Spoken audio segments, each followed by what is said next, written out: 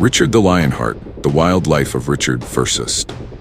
What do you get when you mix a dysfunctional royal family, a crusade fueled by propaganda, a king who whips himself naked in front of bishops, and a death by peasant crossbow? You get Richard the Lionheart, a man who ruled England like a distant landlord, fought wars like a medieval action hero, and died not in glorious battle, but from a bolt fired by a boy with a grudge. How did a third-born son from Oxford become the most legendary crusader of his age? Why did he spend more time in French vineyards and battlefields than in his own kingdom? What made him tear down a duke's banner in a fit of royal rage? And why did he forgive the brother who tried to steal his throne? This is not just history. It's a saga of betrayal, ambition, and absurdity. From the fiery sieges of Aquitaine to the stormy shores of Cyprus, from the blood-soaked sands of Arsuf to the humiliating capture in Vienna, Richard's life was a roller coaster of epic victories and royal blunders. So buckle up, because this isn't your average medieval tale. This is the story of a king who titles like raffle tickets, ghosted his kingdom for a holy war, and built castles just to flex on France. And in the end, the lion was slain by the ant. Once upon a time in 1157, in the misty halls of Oxford, a baby was born who would grow up to be both a legend and a headache. Richard, third son of King Henry II and Eleanor of Aquitaine, had all the makings of a medieval rock star. Noble blood, a sharp sword arm, and a mother who could out-politic most kings. Eleanor, by the way, had previously been married to King Louis VII of France, which made family dinners awkward and international diplomacy even worse. Richard wasn't supposed to be king. That honor was reserved for his older brother, Henry the young king, who was crowned while their father was still alive. Because why not have two kings and double the drama?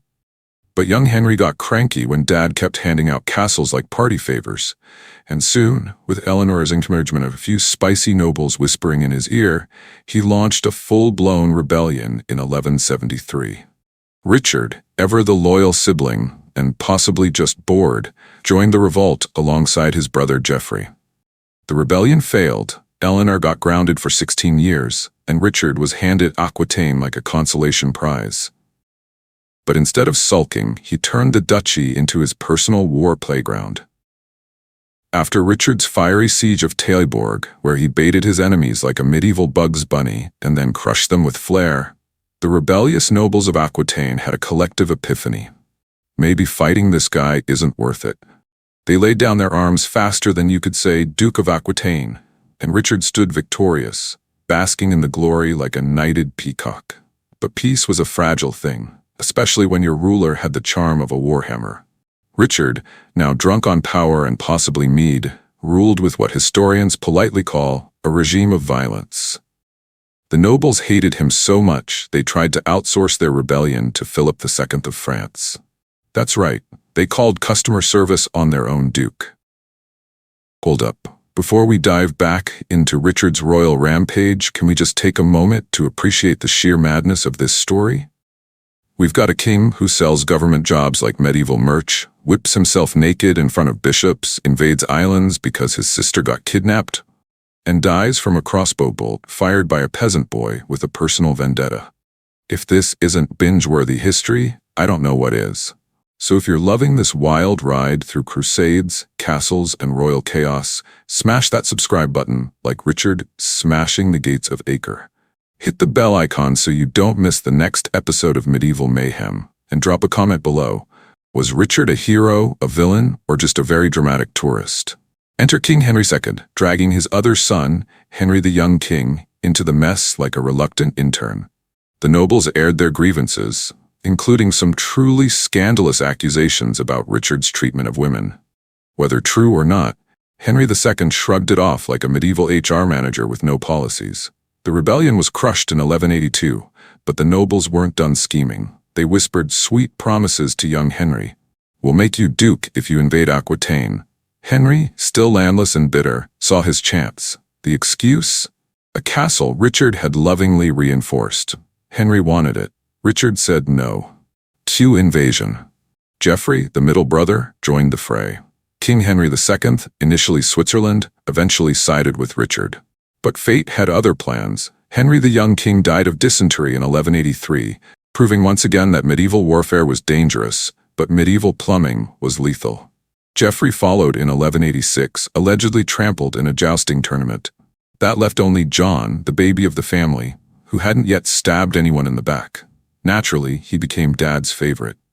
With Richard now heir to the throne, Henry II tried to play family monopoly by asking him to hand Aquitaine to John. Richard refused. Aquitaine was his baby, his battlefield, his personal stomping ground.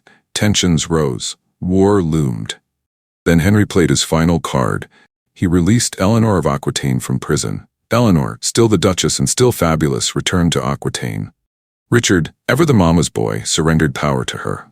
But he wasn't done scheming. He teamed up with Philip II of France, paid homage to him, and turned against his own father. The duo crushed Henry II, who, sick and defeated, named Richard his heir and died 2 days later in July 11892. Richard was now King of England. Did he stay to rule? Of course not. He had a crusade to catch. Jerusalem had fallen to Saladin in 1187, and Pope Gregory VIII was rallying Europe like a medieval hype man. Richard joined forces with Philip II and Frederick Barbarossa of the Holy Roman Empire. England, France, Hungary, Austria, all aboard the Holy War Express 1. To fund his adventure, Richard taxed his people into oblivion with the Saladin tithe, raising a fortune while barely pretending to care about domestic affairs. England became his ATM, Aquitaine his heart, and the Holy Land his stage. Before Richard even sharpened his sword, Europe was buzzing with Crusade fever. Preachers and minstrels roamed the countryside like medieval influencers, whipping up holy fervor with propaganda that would make modern tabloids blush. Picture this: Christ being struck by an Arab soldier, his tomb trampled by a Saracen knight, and, yes, a horse peeing on it. Subtlety was not their strong suit. But Richard didn't need posters or sermons. He was a soldier in search of a worthy brawl, and Saladin was the ultimate boss fight. While his father had reluctantly taken the cross under public pressure, Richard practically sprinted toward it with the enthusiasm of a kid chasing an ice cream cart. On his way to the Holy Land, Richard had what can only be described as a spiritual meltdown. Overcome with guilt, or perhaps just dramatic flair, he summoned bishops, stripped naked, knelt before them, and whipped himself in a public display of penance. It was like a medieval reality show, Kings Gone Wild, Crusade Edition. But before he could go full holy warrior, he needed cash. Lots of it. Enter the Saladin tithe, a tax his father had introduced, which Richard enthusiastically continued. He also sold government positions like they were concert hits, and charged existing officials to keep their jobs. When someone complained, Richard allegedly said he'd sell London itself if he could find a buyer. Zillow, eat your heart out. In 1190, Richard set sail with Philip Augustus of France. First stop, Sicily, where things got spicy. King William the Good had died, and his cousin Tancred took over, promptly imprisoning William's widow, who happened to be Richard's sister, Joan. Tancred refused to release her, so Richard did what any reasonable brother would do. He captured and looted Messina. After some treaty signing and royal arm twisting, Joan was freed, and Richard named his heir, not his brother John, but Arthur of Brittany, Geoffrey's son. Arthur was to marry one of Tancred's daughters, because nothing says diplomacy like forced marriage. Speaking of weddings, Richard's own bride-to-be, Berengaria of Navarre, arrived in Sicily. This caused drama with Philip, who had once hoped Richard would marry his half-sister Alice. That plan had fizzled, partly because of rumors that Henry II had taken Alice as a mistress. Awkward. In April 1191, Richard set sail again, but Neptune had other plans. A storm wrecked several ships, including the one carrying Joan and Berengaria. They washed up on Cyprus, where the local tyrant Isaac Comnenus took them prisoner and refused to return a treasure chest that had also gone down with the ship. Richard, now furious and probably low on patience, invaded Cyprus like a medieval John Wick. He crushed Comnenus, reclaimed his treasure, looted the island, and then sold it to Guy of Lusignan, the former king of Jerusalem. While on Cyprus, Richard married Berengaria, who later earned the title, the only English queen never to set foot in England. Their marriage produced no children, though Richard did father an illegitimate son, Philip of Cognac, whose mother remains a historical mystery. Finally, in summer 1191, Richard arrived in the Holy Land. The port city of Acre was the first target and fell with relative ease. But Richard's biggest headaches weren't the Saracens. They were his fellow Crusaders. Philip Augustus, still salty over Cyprus and the whole Alice debacle, wanted half the island. He fell ill and returned to France after Acre's fall. Meanwhile, Frederick Barbarossa of the Holy Roman Empire had already died by drowning in a river while trying to bathe. Not exactly the heroic exit one expects from a crusading emperor. Let's start with Frederick Barbarossa, the Holy Roman Emperor and one of the three big names of the Third Crusade. He didn't die in battle, oh no. He drowned in the Salaf River in modern-day Turkey. Some say he tried to cross it like a medieval Aquaman. Others claim he fell off his horse and couldn't get up because his armor turned him into a soggy tin can. Either way, it was a tragic and undignified end for a man of his stature. His death sent shockwaves through the German ranks. Most soldiers packed up and went home, leaving Duke Leopold of Austria in charge. Now, Leopold and Richard were like oil and holy water, especially after Acre. When Leopold hung his banner alongside the English and French flags, Richard saw it as a vassal's arrogance and tore it down like a toddler flipping a Monopoly board. Leopold, insulted and furious, took his troops and stormed off. Despite the drama, Richard pressed on. At the Battle of Arsuf, he was ambushed and outnumbered but pulled off a dazzling victory, retaking Jaffa and proving once again that he was a tactical genius with a flair for dramatic entrances. He even arrived at Jaffa by sea, wading ashore like Poseidon with a sword. But his allies were falling apart.